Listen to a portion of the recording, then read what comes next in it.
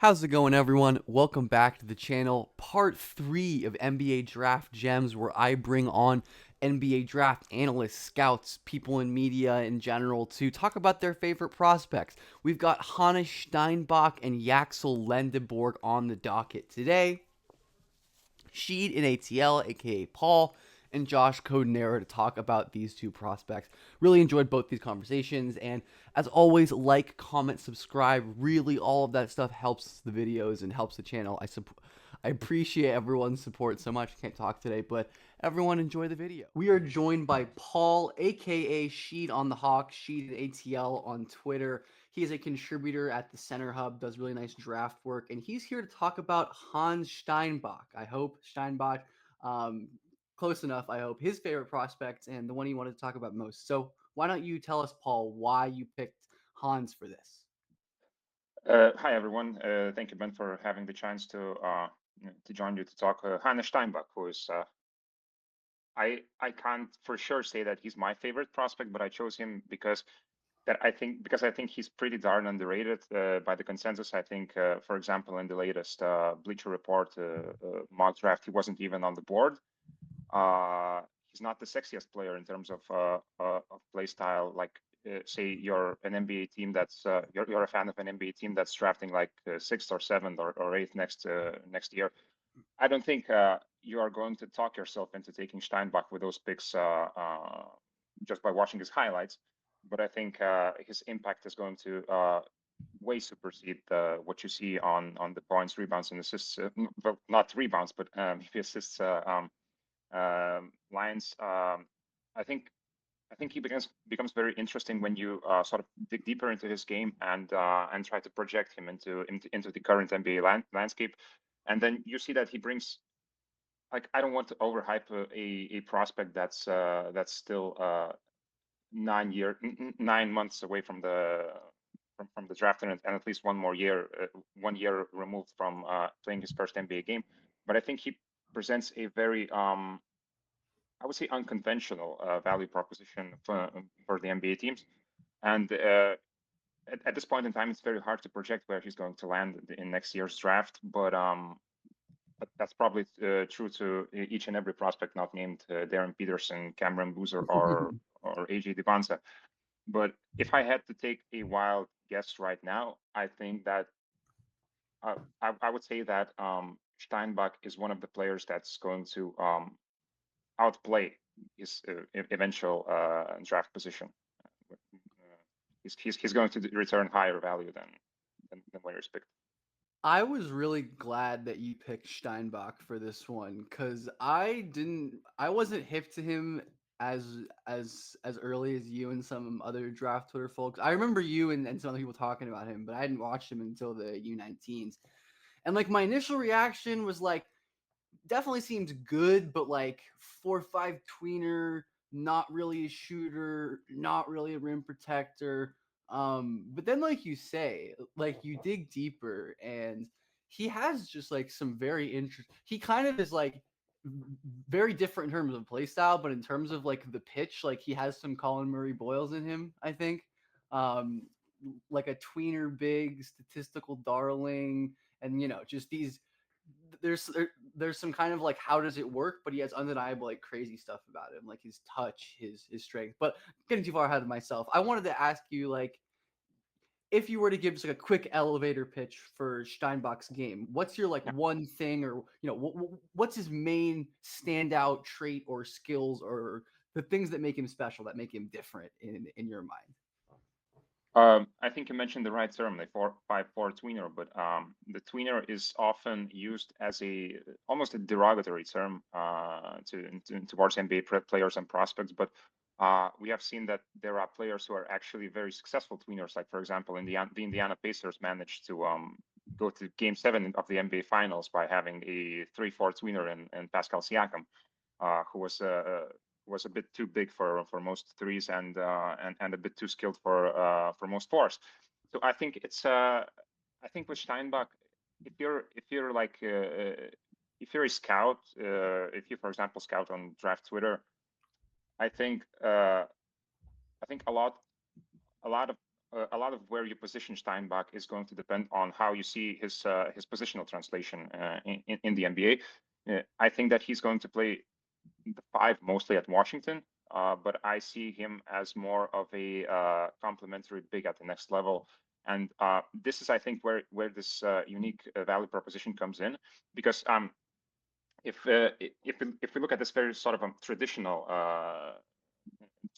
way of thinking, like you have this sort of spectrum of guard skills and big skills. Like for example, guard skills are shooting, passing, running the pick and roll, etc. And then Dribbling, on yeah, all that. on the other side of the spectrum, you have big skills like rebounding, blocking shots, posting up, whatever, short role playmaking as well. So I think what's happening is that like the spectrum is sort of converging, and especially the teams are willing to put a premium on, and they are willing to pay the premium for bigs who have guard skills. But I think with Steinbach, it's going to be, I don't want to say exactly the opposite, because but at the NBA level, I don't see him as a five. I see him No, as definitely a not. situational five. Yeah. But when Maybe when you are trying sometimes, to, yeah, but yeah, like, yeah, in certain matchups, yeah, I think he can present some problems especially if you have like to rim protecting wings. yeah, But we'll get to that. Yeah. yeah, yeah. And I think this is where this proposition comes in, because like if you place him at four, or maybe even three,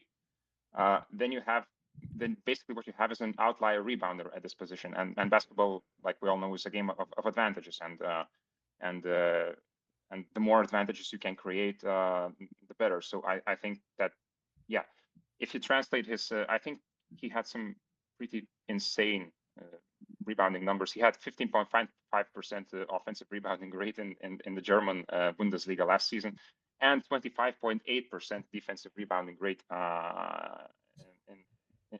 in Germany. So when you when you when you are projecting this for a player that's eventually going to play as a four, that already creates a massive advantage to you. Like we've seen with the Houston Rockets having multiple players who are like outlier good rebounders, offensive rebounders for their position. And I think it's one of the reasons why the analytics community is sort of preaching this opposite skill thing, where like if you're, for example, a guard who blocks shots or grabs a lot of rebounds, that's probably brings more value than the For casual sure. fan For sure. than the casual fan thinks he brings. And I think the thing for me with Steinbach is like once you get it, like his eye test becomes kind of like it makes sense to me too. He just has like an intersection of a really high level traits I love, which is strength, touch, and like ball skills and mobility. His strength is crazy. He's going to be, I think, just over 20 on draft night. It's like average sophomore age. Um, and he is strong as hell. I remember, I think the USA game was the first time I watched him, and I saw him like stonewall AJ DeBansa on a drive, and it's like, whoa! I don't think I've ever seen someone do that like that before. He is really impossible to move. Like it is so cool to watch him like down low, and his like individual like legs are so strong. Like he'll like decel and like hang in the air off of 1 foot and hit crazy touch shots. Like he really just does have that like shot making gene. And like he was an awesome finisher, 65% at the rim in the half court, according to Synergy, against, in a very good pro league. And I think those traits like help you dominate too. Because like, yes, he's not like a points, rebounds, assists game, but when he was playing in like the German in like the lower divisions earlier in the season, he was putting up like 30 point like 30 Yeah, yeah, point 15 rebound games regularly. Which is yeah, like that's a and he great was shooting sign. pretty well actually on a decent volume for a big. Yeah. Yes. So like I think Stein for me the pitch for Steinbach is just I can imagine a lot of ways for him to add value on offense, mostly in a variety of different roles.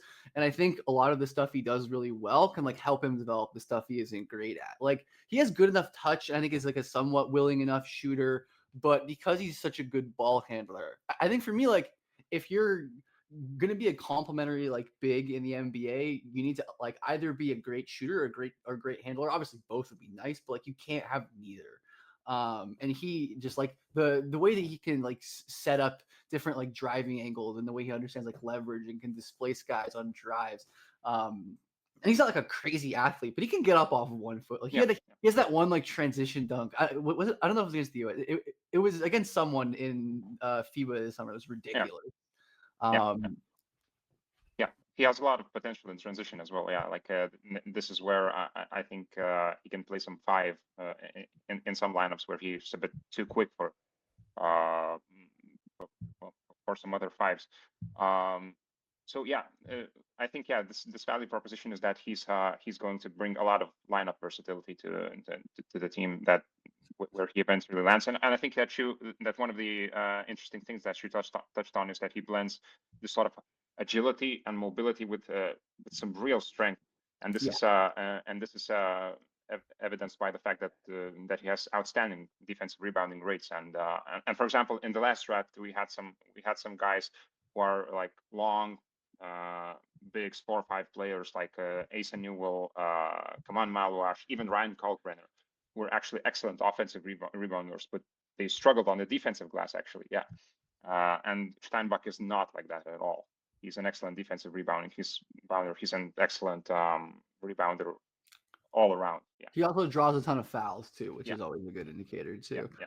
Yeah. Just like and again, it's just like you can see, nobody can like keep him from Yeah. barging downhill without fouling him, Yeah. or like grabbing him, or like holding onto his arms or something. It really is crazy to watch. Like, and I do think his ability to like shed to like do the like the slow steps on drives and shed defenders and hit those touch shots is like a legitimately pretty special like NBA quality plus trait.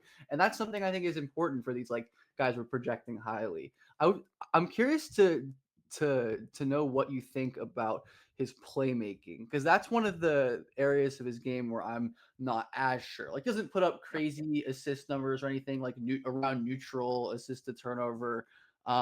Seems like a pretty like a capable processor for sure when he can catch on the short roll, quick decision maker, but not really sure how much is like in his bag. So what do you kind of envision or see him doing as a passer in the league? And like, how good of a passer do you think he is? And like, it's a playmaker in general.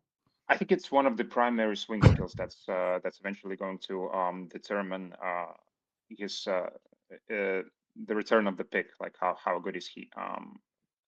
I think he's pretty good. Yeah, like you mentioned, he's more neutral. Like he's a guy who can go who can get downhill with the ball. Like I mentioned, he has some good decel stuff. He has a nice touch around the lane, but he's not really like a live dribble playmaker or anything like Yeah, that. Um, much so better yeah, off the ball. It seems yeah, like. yeah, yeah. So with him, it's like the eventual landing spot in terms of where I have him on my final draft board is going to be determined by how well he fleshes out and how much of an half-court offensive game is going to flash at Washington. One of the ways where I think he could make an impact as a passer is like obviously short roll is one of the ways because he sets good screens, he rolls to the basket very I think that's quickly, yeah. I think that's probably the best. and yeah, and if he could also add some additional layers to his offensive game, like for example pick and pop shooting, then he's like even more dangerous as a pick and roll player then. Yeah, But yeah, uh, I think he's a good post player. But like one of the things I'll be watching next season with him at Washington is just how well he anticipates reads and makes sort of these quick, snappy reads out of double teams, for and sure. how well yeah, Absolutely. Yeah, yeah, and because it's big because he has like the like scoring potential to be like a really dangerous offensive player in the league. But his best passing stuff comes like on the move when he's not really pressured, when he yeah, can process the defense live, and he's not as strong when he has to like think about scoring, but also reading help and mapping the floor in his head and making decisions. I don't think he's like a bad passer by any means in those situations. Like he's fine. Like I don't think it's not like comparing him to a guy like Murray Boyles, who is like an exceptional passer, obviously yeah. for his position.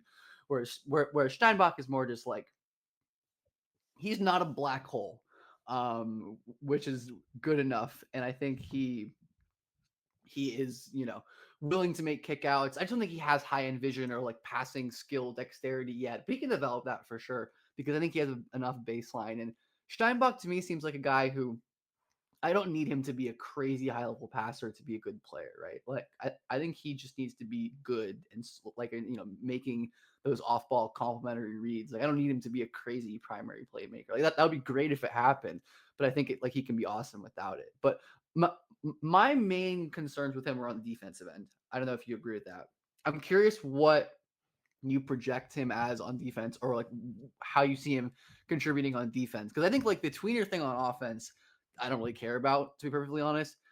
Defensively, it kind of worries me, like where he fits in and like how he's, how some of his limitations hold him back. But I'm gonna ask you like your thoughts on his defense overall. I think that the defensive stuff is one of the reasons why I project him as more of a 4, maybe a 3 at the NBA level, because he probably lacks some size to play the 5, uh, but I think he does make it up with his mobility. Like he's an extremely fluid mover who's capable of hedging out, trapping, recovering, helping, even backpedaling in transition. He has outstanding hips. He has outstanding hips. He turns very quickly. Uh, I think that he's going to be a much better team defender than he is a one-on-one defender. That's for sure. For I think sure. there's going to be situations where like especially at the beginning of his career, if he's like matched up on some great offensive players, he's going to get exploited. But as he progresses further down the line, I think he's going to be very much fine at that. And I would even argue that he's going to be a plus defender. He's had like very solid block rates as well in the German Bundesliga. He's decent steal rates as well. So yeah, so I think he's going to be fine, and I think a lot of this value proposition is actually coming from the fact that I think he's a pretty versatile defender Yeah.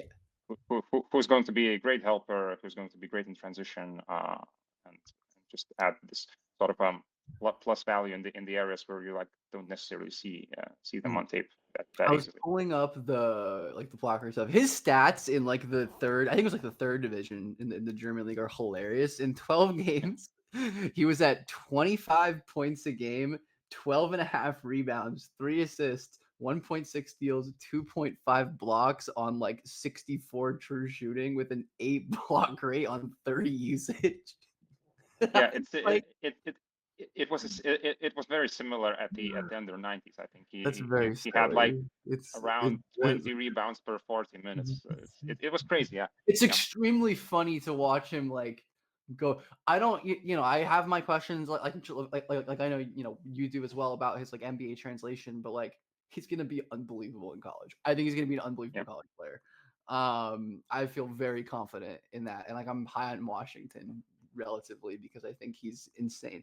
But yeah, I think I'm probably a little lower than you are on his defense. I understand the projection because like he is very smart and I think he measured like above 7 feet wingspan wise. Like his wingspan looks pretty Seven. solid. I think 7-1 and 9-1 standing reach, something like Yeah, that. Yeah, that makes sense to me that's because like solid. Yeah, he has good length and he has great instincts and awareness. Like he's really good at like stunting off the ball and like digging at pick and rolls to get steals and just to disrupt offense. But there were some games I watched where he just like got roasted in space like over and over again. And like I agree with you that I value like the off ball defensive stuff more. I just think like at some moments you just see him like so fluidly like switching his hips, but I think like with guys who can really change his directions, like heavier feet get him in trouble. And like when he has to like do a long closeout and recover, like but there were a couple games I watched in the German league where they were just again just like pretty much he always seems to be getting targeted in space. And those are some worries I have at the higher end. But in the end, I think I generally lean positive on his defense as well, even if I'm maybe not like fully confident in it. I think it's a good. I think it's a good projection. Like just these guys who are so smart and skilled and strong. Like the strength is a huge component as well. Like I think that is a big point in his favor. And obviously, you should project him to keep getting stronger. He's only 20 years old, right? Like yeah. he's going to be insane. He's going to be a brick wall. It's going to be unbelievable when he's Yeah. at his peak. So I think I ultimately Well, do lean positively on defense as well. At the yeah. moment, oh, sorry, what did you say? No, I just wanted to say that I think it's pretty normal that he was targeted as a 19-year-old in the For in a sure, pro league for playing sure, against 28 or for 30 year sure. old. So Absolutely, that makes sense. Yeah. absolutely, I agree with that for sure. So, what is your current like range for Steinbach? What do you have like if you have a board or or just compared to past drafts, what kind of range or level of prospect is he? And like based on how you project this season to go, where do you think you're going to have him, or how do you think you're going to view him by the end of the year? So like right now, I think it's reasonable to have him anywhere in the 7-12 range. I think you have him at 10 or something like that. I do have I him think at I'm 10. going to end up slightly higher to begin the draft cycle. I was going to say you can't Uh, be lower than me. You brought him up. no, no, I'm not. I don't have a full Yeah, board yet. It's going to be like out in a month or something I like that. agree with So that range. Though. I think yeah, he's in that range, and the consensus hasn't yet caught up with this guy. So yeah. 100%. And kind of tying into that, what do you view as Steinbach's like ultimate ceiling in the NBA or like realistic ceiling? You can frame this however you want, all-star, all NBA, role player starter, you can talk about stats or accolades or comparisons, like impact, however you want to frame what you view his, range and the ceiling as. Yeah. So when making my big boards, one of the main criteria is how well do I see this player how well do I project this player to stand up in a playoff setting, in a high leverage setting. And I think one of the reasons why I'm really high on Steinbach is I think that eventually he's going to be a very strong player, a very strong contributor on some really probably good teams that make deep playoff runs. So like this is probably the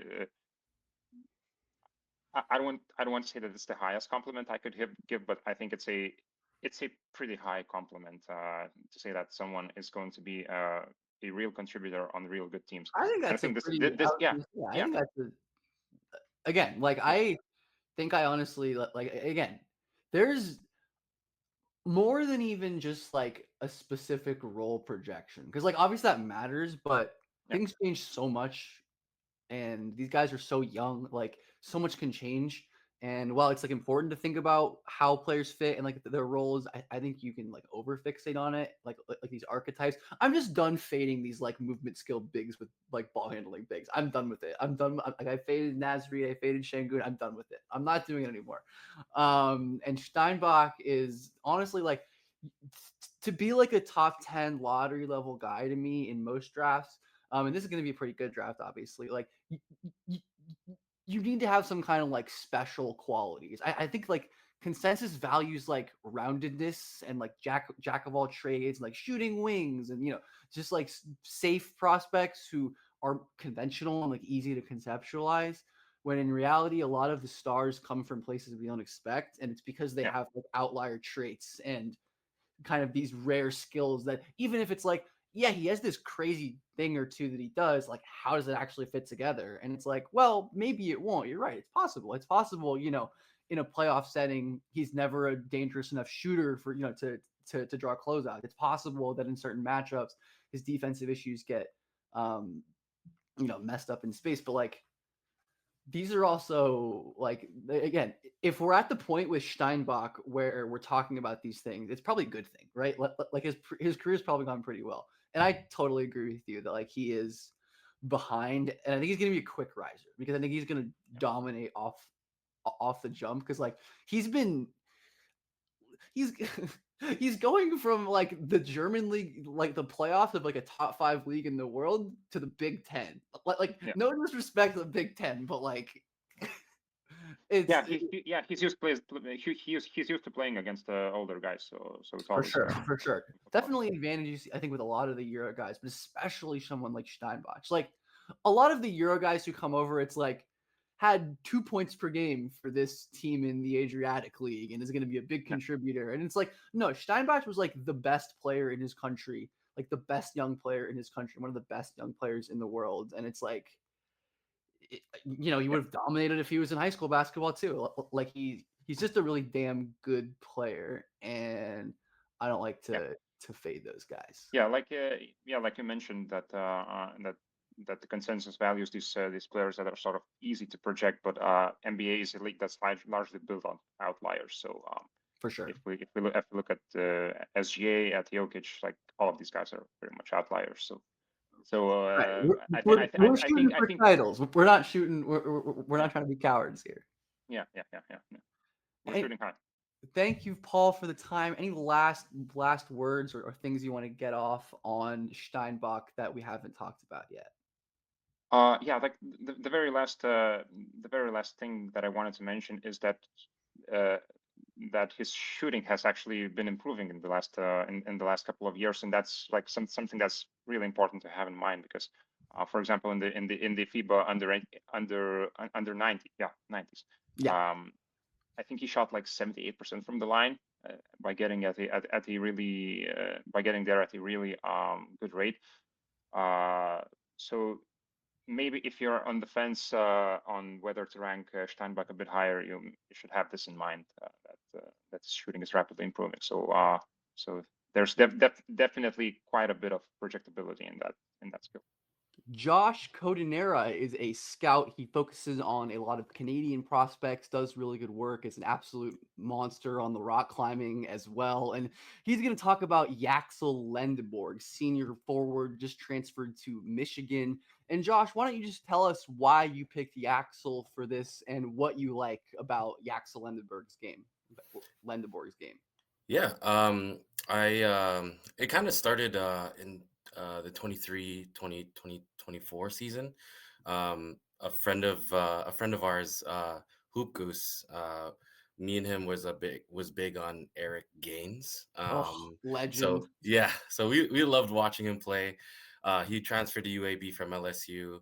And he had a couple years at UAB, and Yaxel kind of stood out to me just like at the 6'9", super long wingspan guy.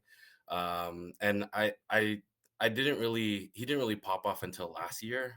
He had a decent statistical year in 23 24.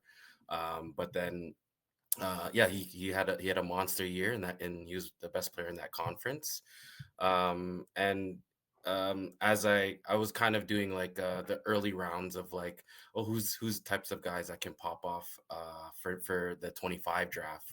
Yaxel, I remember texting Goose like, oh, maybe this guy can pop off. And so I kind of like paid attention to his games. I watched him against Temple. And there's a few Canadians on Temple University that I liked. A kid named Tunde Duradola, and they matched up, and I thought Yaxel kind of was like the NBA player there.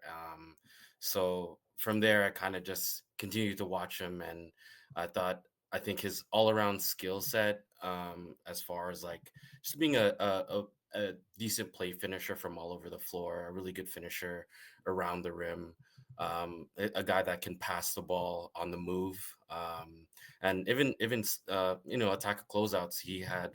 Uh, he had a huge usage on UAB.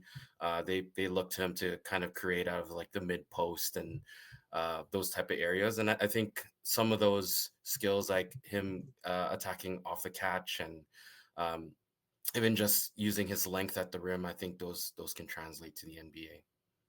Yeah, Yaxel is a really fun player. I remember, I think it was like maybe even a season before 2023-24. There was some guy who'd always spam my TikTok comments telling me to watch Yaxel. And I'm like, all right, buddy. And then at some point, I'm like, oh, he's actually pretty nice. And then he has this big improvement. And I think that's the thing to kind of know about Yaxel is that he's made a lot of strides on offense over the last 3 years. And he is an older prospect. I think he's going to be like 23-ish I probably think so. Yeah. when Yeah. he gets drafted. And he was obviously a candidate to come out and go in the draft this year. Like I think he was getting some pretty reasonable like first round buzz. But yeah, he really just has the perfect like toolkit to dominate college, especially like the game he had was this against like ECU. It was the game where he had like 30 points, like a gazillion steals, like 8 assists. and he was just absolutely everywhere. But yeah, I think Yaxel is a really interesting player to me because I like a lot of what he does. His defensive playmaking, his scoring on the interior. I'm curious what you think his kind of role looks like on both ends in the NBA because that's kind of the thing I'm most curious with, like Yeah. this kind of strength-based college forward creator. What does that look like for a good NBA team one day? Yeah, I think overall like his median outcome for me is like a role player. I don't see like his high end probably just like a low end starter, to be honest. But I think as far as like defensively, I think he'll succeed as being guarding slower forwards and possibly small ball fives and smaller lineups. He has a 7'4" wingspan, so I think that kind of makes up for some of his. Um, I wouldn't say like lack of athleticism because I think he horizontally he gets up pretty quickly. He explodes off the ground off 2 feet. But as far as like his ability to cover ground horizontally, I think there's some things he could have trouble with, especially at the NBA level in space. So I think overall he'd probably just be guarding like slower forwards and possibly small ball fives. Yeah, I see that as well. There's Mhm. moments where, like, in the AAC, like, he can switch on to some point guards, and, like, his feet aren't horrible Yeah, or they're not. anything. Yeah. They're probably, like, a little below the level of, like, a full-time NBA wing, though, right? Which is what we're Yes. talking about. Yeah. And, of course, it's, like, the tweener that kind of everyone loves to hate at the moment, but Mm. I'm really curious to see what Yaxel is like this year at Michigan. He's going to be playing with a bunch of other really good players for the first time in his college career. Like, no Yeah. disrespect to UAB, but like Yeah. the talent level at Michigan, especially in the front court, they have Ademar, they have Morris Johnson, they have better perimeter players. Like, Hmm. I think it's gonna be a good test for him, right? Like, kind For of sure. seeing like because at least to me, I think Yaxel has been pretty overextended as a creator in his college career by necessity, right? Like this is what Yeah. happens when you play at like mid-major schools. You're the best player, Yeah. even if you're not a crazy efficient creator. You Yeah. creating offense is better than anyone else on the team. Yeah. So I'm curious. I'm super curious. Super curious of like what he's going to look like this year in a very different environment than anything he's really seen before to this point. Yeah, I thought he actually there was a lot of like assists he could have got had he been playing with better shooters, honestly, at UAB. So I think like you said, if he's playing with a better supporting cast, I think there's a lot to make of his. I think that's what stood out to me the most of Yaxel was this his ability to process the floor, make reads ahead of the defensive rotations. He has pretty good strong feel, and I think he's someone who's going to really succeed off advantage. So um, him playing on 3-on-2 situations, 2-on-1 situations, that advantages have been created for him either through action or through someone that like a high end, NBA creator. I think he's someone who can actually make really good reads, and he has that capability to make passes like on the move, make passes like that little shovel pass to it, the big, or a slight lob pass to the up to like the dunker spot, or even just kickouts. So um, I think that's what made me excited about Yaxel at like 6'9", 7'4" wingspan was like, okay, there's a guy that has like a decent skill base of he has really good like a not really good but like a decent shooting averages throughout, and so I think he can improve in there, someone who can handle the ball a little bit, and then a guy that actually really processes the floor decently. So yeah. Yeah, this is something I talk about pretty regularly on this channel when we're projecting role players at the NBA level. Like, you don't want your NBA role players to be college role players, right? Like, Yeah. I think Yaxel is pretty limited as like an on-ball passer. I think his decision making can be sloppy, but like you said, there are some really good moments where like he hits a live dribble pass to a pick and roll guy, like Yeah. he hits his roll man or something like that. And even though that's not what he's going to be doing at the NBA, most likely, like it's good skill development to have. And like you said, I do think he's much better as like a processor in short roll situations, in advantage situations, and I think that's going to like help him fit as a role player on good teams. And the last thing that you obviously just touched on for a second, which is important, is his shooting, which Yaxel is like an all right shooter at this point. I think like 3.5, 4 threes per 100 possession. He shot around 36% from three, almost all catching, almost all catch and shoots. And he's not a particularly efficient, mid range pull up shooter. So, what do you make of Yaxel's shooting? Where it stands now, and also like what level you expect it to be, and then do you think that's going to be like a good enough level for him to succeed as a role player in the league? Yeah, I think that's probably like his biggest question mark. If he's able to shoot, then he'll be able to Yeah, play at the NBA for in the NBA for a long time. It's just that's probably his biggest swing skill is like his ability to knock down shots. I think he'll be a decent spot shooter.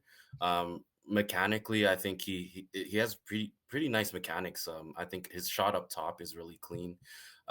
Maybe fixing up some of his footwork as he gets maybe more 3 point attempts needing to have to take those shots as a role player will be important. So, but he has good touch. Like I think he shot what 80% from the free throw line or 76.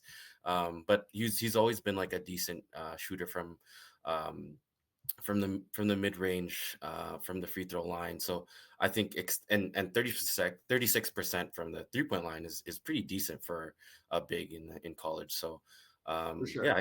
yeah. So I see him. I can see him being like a decent spot shooter, a weak side corner guy, and um, maybe even corner crasher if shot goes up and he's coming from the weak side. And Oh, for you know sure. he rebounds pretty decently. I think I can see him being a really good in tagging up situation. So He's a sick rebounder. I mean, yeah. I feel like maybe it's because of his just like offensive responsibility. He isn't like consistently crashing the boards as much as like Yeah, other college bigs. But like when yeah, he wants to get offensive rebounds, it's like all right, yeah, nobody is stopping this guy. He's yeah, like walking himself. I do think yeah, against some of like the higher competition level teams like that he faced that weren't the American, we see some of these issues. But I do yeah, agree with you that the big swing skill for Yaxel is definitely going to be the shooting. And I think he can be well, and I think he can be like a pretty good player even without like a great jumper. But I yeah, feel like if like he wants to hit his ceiling of being like a guy who can really play in the playoffs and like make a difference,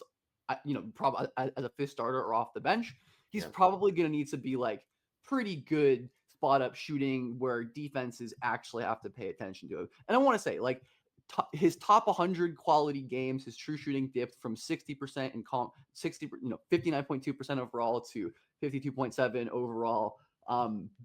But I'm curious to see what that trend looks like we said, at Michigan. Are kind of Michigan's kind of hopefully more gravity, more creators going to get him an easier shot diet? Are we going to see more 3 point volume? I really do see.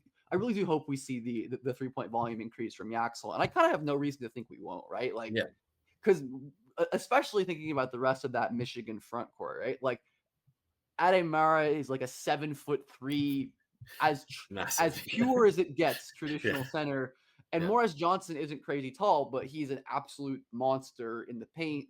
As again doing traditional big man things, right? So that kind of yeah, leaves Yaxel as like, all right, you're not going to get as many post ups, you're not going to get as many chances to just like be a role man. yeah, So I think we're really going to learn a lot about Yaxel and how he survives on the perimeter, how he survives as more of a wing, because again, something he just wasn't really tested on.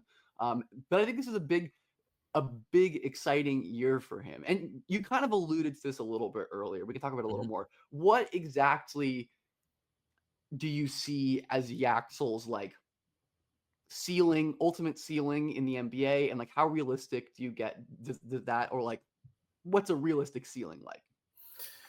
Yeah. That's a tough question. Not a tough question, Yeah, but and like, it is yeah, tough just because like there's a lot of question marks. you can Yeah, take this as any way yeah, you want. Does hmm that like you can like a player comparison, a top X player in the league, like yeah. role player, starter, all star, sub all star level impact. Just however you interpret like highest upside ceiling, because obviously that's a very I feel like we could hmm there's so many ways you can talk about that even. Yeah, I think if he can shoot, I think there's a low end starter, like quality starter, but like lower end 4 man type of starter there, that can kind of fill gaps in a lot in offenses as far as like being a connective player, just you know moving the offense into really good positions as far as like somebody that can, yeah, he's gonna trail in transition, move the offense to the weak side, and make decisions from there. Um, and and if he does like handle the ball at the NBA level, do some work on like some inverted principles with teams and guards that can really shoot. Um, so I like for me, I guess that's like a low end starter, playoff starter, I guess, as far as like his ceiling goes. Because I don't think he has like an outlier skill that you can bank on being like, okay, this is like something he can bank on night Yeah. in, night out, and being like an all star, So If anything, I think just like his physicality and his motor when it's when his motor is revving hot, I think yeah. that's something that like definitely will translate. And Hmm. I I feel like Yaxel is pretty safe. Like I think he's gonna stick around like at the end of benches at least. But I Hmm. agree with you that I don't think the ceiling is super big. There's some swing points, right? Where like the shooting is huge. I think the handling, because there are a lot of ways that you can imagine him like adding value on good teams, right? With his defense is super strong and physical. He's a great Yeah. rebounder. He can defend a couple different positions. He's a good Yeah. off-ball playmaker, like great Yeah. cutter, can finish. And I think there are a lot of ways. And another one who, we kind of alluded to, but I'm asking everyone these questions at the end. What's your kind of range for Yaxel? Where, how high would you take him in the draft at the moment, or just like projecting how his season's going to go? How high do you think you're going to be on him by the end of the season, or both, or both answers? Yeah, I do see him like kind of like in the 20-ish range right now. And I feel like that's kind of like an excellent spot for him. Just because I don't see, like we said earlier, it's like I don't see like an all-star type player. And you kind of want to go for those bets. And he's an older player too. Not saying like he can't improve, and not saying there haven't been late development guys, and he is kind of, I believe he is late to basketball as far as playing at a high level as well. So um I think as far as like where I'd take him as high as it go, maybe like 15, 16, maybe not lottery. Yeah. So that's probably the highest I would go if he like really pops off at Michigan. So For sure. I'm definitely not ruling out me being higher than him. I think I have him like mhm. early mid second on like my board, but it's also preseason and I'm ranking so many players who are inevitably not even going to be in the next draft. But I Mhm. do but I do agree. I think these older role player prospects without like much of his ceiling. And I do think there's some older prospects who have way higher ceilings and like Yeah. Desmond Bain, I like a Neat Clifford, but I won't rule out Yaxel developing and getting there. Like as I currently view him, I'm not sure he's there yet, but we have a whole other season of college basketball to go. And if he takes Yeah. huge strides at Michigan and is better than I think, then yeah, I mean, I think a player with his kind of theoretical skill set as a two-way kind of four-ish tweener contributor is definitely valuable. So Josh, Mhm. thank you so much for your time. Anything else that you'd like to say on Yaxel before we get out of here? Yeah, I think one thing I didn't mention was like his defensive playmaking. I think you mentioned it, but I didn't really dive into it. But I think what he was like over 3 stocks a game, 1.7 steals, 1.8 blocks per game, and I think just that comes from his length and just ability to his feel for processing the floor. I think he shows up really well in space. And UAB kind of used him as the middle of the 1-3-1 zone that they constantly use, and um, I think he has that, yeah, that length and vertical stability he has. I think he makes plays because his hands are great and he's very coordinated on and in those positions. Only 124 players in the Bartorvik database, college basketball guys, since 2008, with a block rate above 6% and a steal rate above 2%. And of course, Yaxel Lendborg is one of those guys. But thank you, Josh, and have a nice day, everyone.